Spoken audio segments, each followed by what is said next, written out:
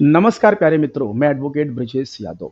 आज की इस वीडियो क्लास में हम बात करने वाले हैं कि यदि किसी व्यक्ति के साथ में कोई अपराध कारित होती है, तो उस अपराध की सूचना, उस अपराध की शिकायत हम कैसे, किस प्रकार हम पुलिस स्टेशन, पुलिस थाने में जाकर उसकी शिकायत हम दर्ज करवाएं।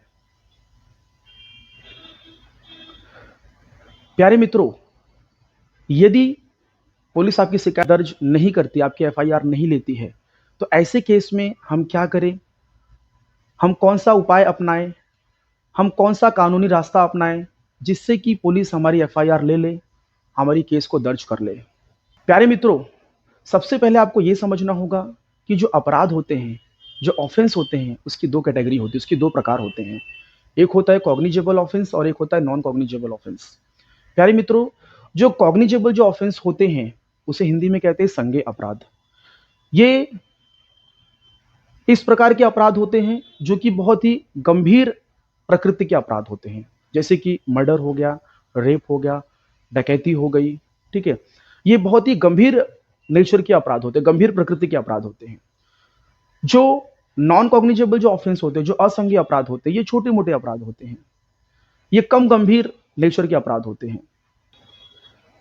प्यारे मित्रों, जब हम पुलिस स्टेशन में अपनी शिकायत लेके जाते हैं कि हमारे साथ में ये घटना घटित हुई है, यदि आपके साथ में जो घटना जो घटी है, आपके साथ में जो ऑफेंस कमिट हुआ है, अगर वो गंभीर स्वरूप का है, तो ऐसे मामलों में पुलिस आपकी शिकायत दर्ज कर लेती है, आपकी एफआईआर ले लेती है। बट कभी कभी ऐसा देखा गया है कि आपका मामला बहुत गंभीर है, बट पुलिस आपकी शिकायत दर्ज नहीं करती, आपकी एफआईआर नहीं लेती है। और कभी कभी ऐसा भी है कि आपकी शिकायत तो ले ली, लेकिन आपकी जो घटना थी, आपके साथ में जो घटना कारित हुई थी, वो कॉग्निजेबल थी, वो संज्ञेय थी, गंभीर स्वरूप की थी।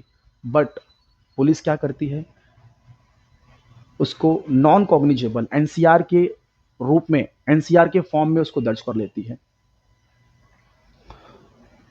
और कभी कभी क्या होता है कि आपकी एफआईआर लेती ही नहीं है पुलिस, और आपको समझा बुझाकर घर पे भेज देती है। तो अब ऐसे केस में क्या करें, एफआईआर कैसे दर्ज करवाएं, और यदि पुलिस ने एनसीआर दर्ज कर ली है तो एनसीआर को एफआईआर में कैसे कन्वर्ट करवाएं, ये सारी बातों की जानकारी इस वीडियो क्लास में मैं आपके साथ में साझा और शेयर करना चाहता हूं। प्यारे मित्रों, पहले हम इस बात पे चर्चा करते हैं, इस बात पे हम पहले डिस्कशन कर लेते हैं कि यदि पुलिस आपकी एफआईआर नहीं ले रही तो क्या करोगे आप। तो प्यारे मित्रों, यदि पुलिस आपकी एफआईआर नहीं ले रही है तो इसका अगला जो कानूनी जो रास्ता है, जो अगला जो इसका उपाय है, वो ये है कि आपके डिस्ट्रिक्ट के जो एसपी साहब हैं, जो सुपरिंटेंडेंट ऑफ जो पुलिस, जो एसपी साहब हैं, उनके पास आपको एक लिखित शिकायत भेजनी है, एक रिटर्न कंप्लेन आपको भेजनी है, बाकायदा बढ़िया से अच्छे से उसकी ड्राफ्टिंग करके, किसी वकील के द्वारा भी आप उसकी ड्राफ्टिंग करवा सकते हो। बाकायदा उस एप्लीकेशन में, उस रिटर्न कंप्लेन में आप बाकायदा सारी चीज़ों को मेंशन करिए कि आपके साथ में घटना किस प्रकार से कारित हुई, आपके साथ में कैसे कैसे घटना घटित हुई। और उस रिटर्न कंप्लेन को, उस एप्लीकेशंस को आप क्या कीजिए, बाय पोस्ट, रजिस्टर्ड पोस्ट के थ्रू आप एसपी साहब को भेज दीजिए। और बाकायदा उसमें बताइए कि मैं एसएचओ साहब के पास गया भी था, उनके पास मैंने अपनी शिकायत बताई, साहब ने मेरी शिकायत दर्ज नहीं की, एफआईआर नहीं ली। साहब, मेरे साथ में ये घटना कारित हुई है, उसका पूरा, उस घटना का पूरा जो विवरण है, उसका पूरा, उस घटना का जो विवरण है उस रिटर्न कंप्लेन में आप उसको मेंशन कीजिए, उसका वर्णन कीजिए आप। फिर उस रिटर्न कंप्लेन को आप बाय पोस्ट, रजिस्टर्ड पोस्ट के थ्रू आप क्या कीजिए, एसपी साहब को भेज दीजिए। फिर आपकी ये जो कंप्लेन है वो एसपी साहब के पास पहुंच जाएगी। फिर एसपी साहब उस कंप्लेन को पढ़ेंगे, देखेंगे, समझेंगे। यदि उस कंप्लेन को पढ़ने के बाद एसपी साहब को लगा कि हाँ, इस मामले में सच्चाई है, ये कॉग्निजेबल ऑफेंस है, ये सही है, तो वो क्या करेंगे, वो इस केस में खुद संज्ञान ले लेंगे। मतलब इस केस की वो खुद, इस केस का वो खुद इन्वेस्टिगेशन करेंगे, खुद इसकी जांच करेंगे। उनको लगा कि हाँ, इसमें तो मामला बन रहा है, केस बन रहा है इसमें, हाँ ये संज्ञेय अपराध है, तो वो क्या करेंगे, जो आपका क्षेत्र का जो पुलिस स्टेशन जो है, वहां के जो एसएचओ साहब हैं, उनको डायरेक्शन दे देंगे कि इस मामले में एफआईआर दर्ज कर लीजिए। ठीक है, और अगर एसपी साहब व्यस्त हैं तो वो क्या करेंगे, अपने उनके जो सबॉर्डिनेट है, जो उनके जो नीचे जो अधिकारी है, उनको डायरेक्शन दे देंगे कि इस मामले की आप जांच कर लीजिए, इसमें अगर मामला अगर सही लग रहा है तो इसमें आप एफआईआर दर्ज कर लीजिए। तो इस तरीके से भी आपका काम हो सकता है, आपकी एफआईआर ले ली जा सकती है प्यारे मित्रों। और वैसे भी क्लियरली सुप्रीम कोर्ट ने क्लियरली कहा है, ललिता कुमारी वर्सेस स्टेट ऑफ यूपी 2013 वाले केस में सुप्रीम कोर्ट ने स्पष्ट रूप से कहा है कि यदि किसी पुलिस अधिकारी के पास अगर कोई ऐसा मामला आता है जो कि कॉग्निजेबल ऑफेंस है, जो कि संज्ञेय अपराध से संबंधित है, तो ऐसे मामले में तुरंत एफआईआर लॉन्च करना है। और एफआईआर लॉन्च करना मैंडेटरी और कंपलसरी है, उसमें कुछ सोच विचार करने की जरूरत ही नहीं है। अगर कॉग्निजेबल ऑफेंस है, संज्ञेय अपराध है, तो उसमें एफआईआर लॉन्च करना मैंडेटरी और कंपलसरी है।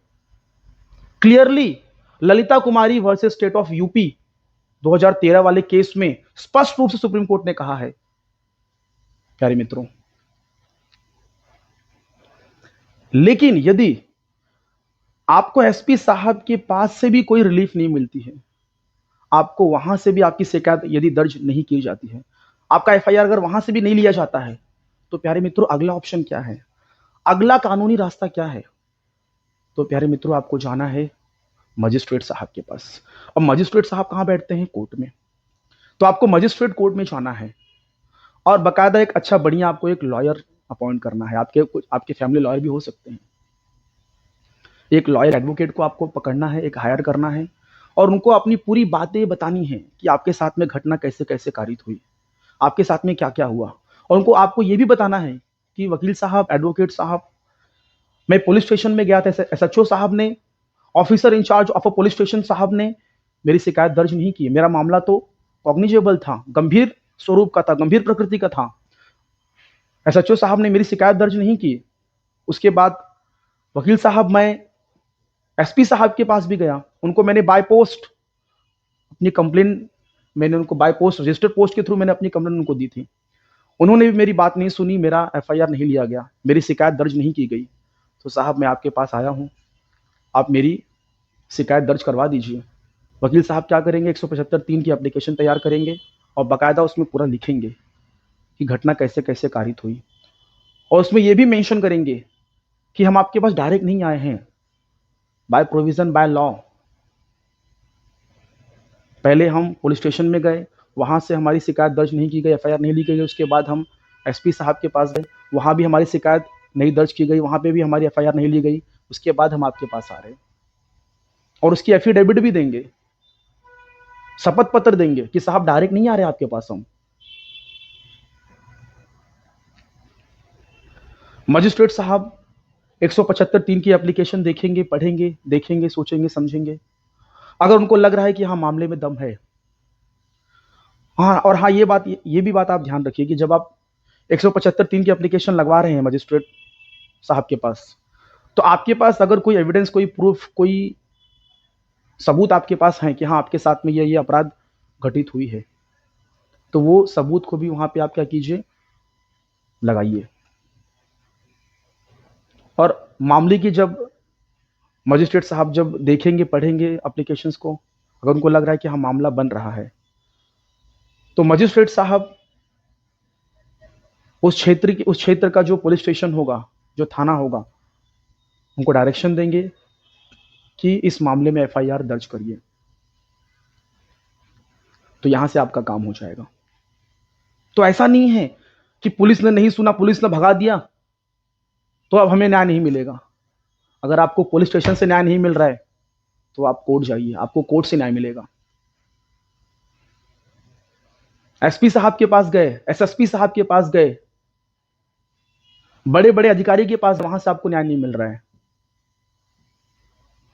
टेंशन मत लीजिए, डायरेक्टली सीधे हमारे पास आइए, कोर्ट में आइए, वकील साहब के पास जाइए और 175(3) की एप्लीकेशन लगवाइए सबूत के साथ में। आपके मामले में दम रहेगा, सच्चाई रहेगी, तो आपकी एफआईआर जरूर ली जाएगी, ये मेरी गारंटी है।